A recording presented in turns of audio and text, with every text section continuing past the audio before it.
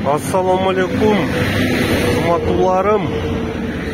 Өтө узак учурашат экенсиң дейсиңер, макул. Эч кимиңер менен учурашпай эле кое берейин. Мындай отдельный, баарыңарга общий салам. Азыр мына мен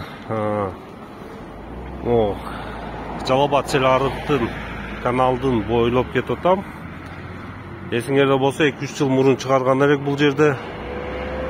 Мындай тиги башыдан тиги башыгачы арча эгип чыккан эле да, ошондо айткан элек биз.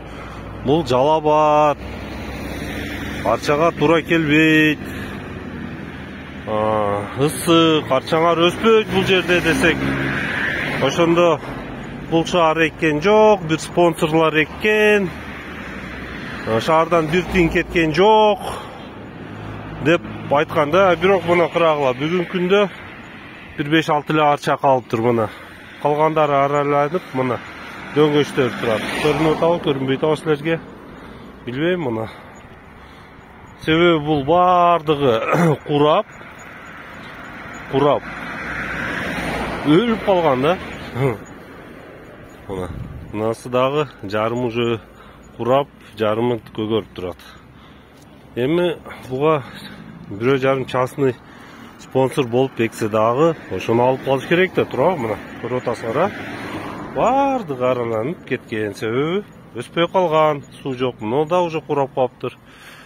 Ошону алып калыш керек эле. Шаардын күчү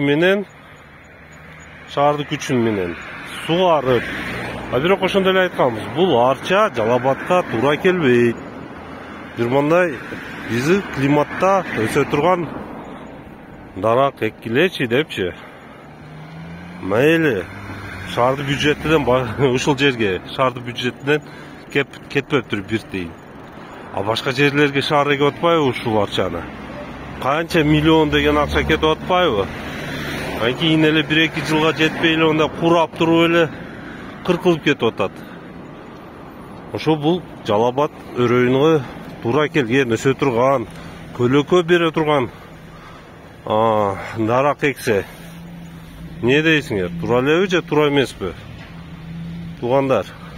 Мына бул баштан наркы башкача эккен эле, катар заборго окшотуп. Азыр бир 5-10 эле калыптыр. Муналарга да анча-мынча могу запчасть базарда иштегендер суу куюп турат окшойт. Мына могул жерде бар эле.